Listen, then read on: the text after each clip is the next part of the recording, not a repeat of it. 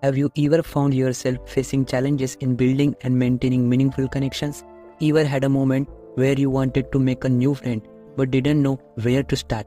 Maybe you have struggled with making friends or influencing others in a positive way. If so, you are in the right place. Back during my hostel life, I found myself grappling with these very questions. It was then that I stumbled upon a book that completely changed the way I approach friendship and interactions. That book was Dale Carnegie's How to Win Friends and Influence People.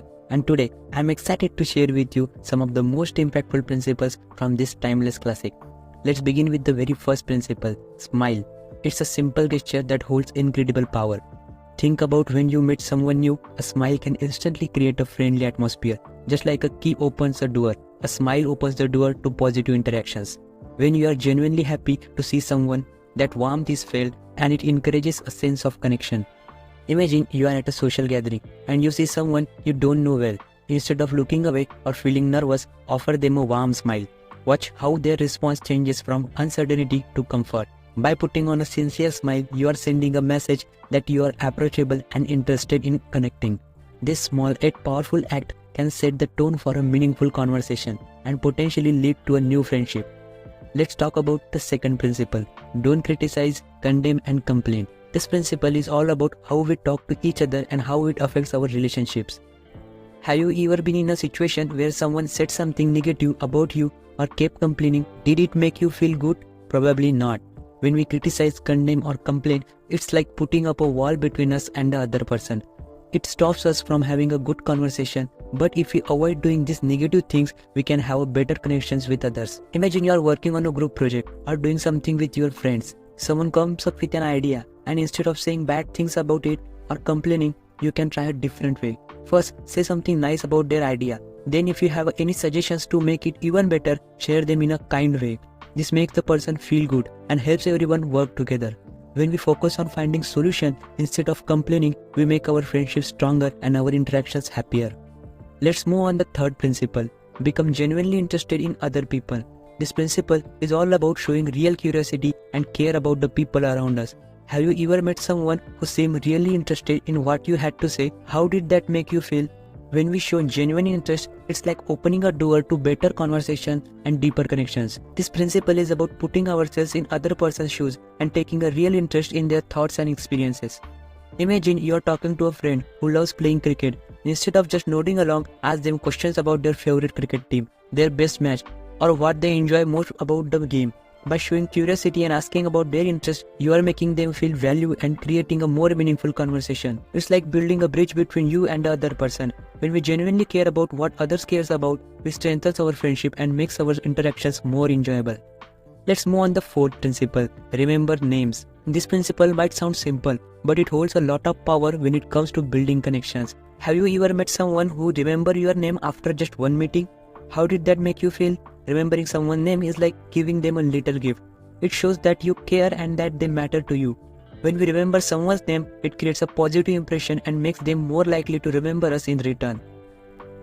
Imagine you are at a social event and you meet someone named Alex. The next time you see them, you can say, "Hi Alex, it's nice to see you again." This makes Alex feel important and appreciated. On the flip side, forgetting someone's name can feel awkward and make them think you are not interested. So the next time you meet someone new, try your best to remember their name. It's a simple way to show kindness and create a connection that lasts. Now, let's explore the fifth principle. Speak their language. Talking in terms of their interest, this principle is like customizing your conversation to match the other person's preferences. Have you ever noticed how people light up when you talk about something they love? When we speak about things that interest them, it's like offering them a personalized invitation to connect. By understanding and engaging with their interest, we create a bridge that makes conversation more enjoyable and meaningful. Imagine you are chatting with a friend who's really into cricket. Instead of discussing topics they might not be interested in, like cooking, you can ask about their favorite cricket team or recent matches. By showing that you are interested in what they love, you are giving them a reason to open up and share. Just like that, you have created a comfortable space for a memorable conversation. Speaking their language, in this case cricket, makes the interaction more enjoyable and strengthens your bond. Let's dive into the sixth principle, the art of listening. Be all ears. This principle is all about truly understanding what others are saying. Have you ever been in a conversation where you felt like the other person wasn't really listening to you? It doesn't feel great, right? When we are good listeners, We show respect and create a space for genuine connection. Listening goes beyond just hearing words. It's about being present and showing that we value what the other person has to say. Imagine you're talking to a family member who's sharing their day with you. Instead of checking your phone or thinking about something else, give them your full attention. Ask follow-up questions and respond to their feelings. By being a good listener, you are showing that you care about their experiences and emotions. It's like giving them a gift of your time and attention. This simple act can lead to stronger relationships and more meaningful interactions. Let's explore the seventh and final principle, dramatizing your ideas, making them shine. This principle is all about how you present your ideas to others. Have you ever noticed how a gripping movie keeps you glued to the screen? When we add a touch of drama to our ideas, it's like turning on a spotlight that captures everyone's attention. By adding enthusiasm and excitement, we can transform our ideas into something that people can't help but get excited about.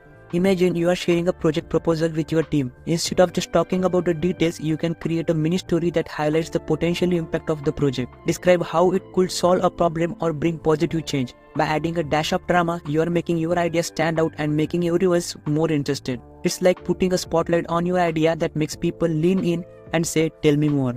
As we conclude this journey, remember this principle as your keys to better connections and positive influence. Creating videos like this one requires a lot of time and effort.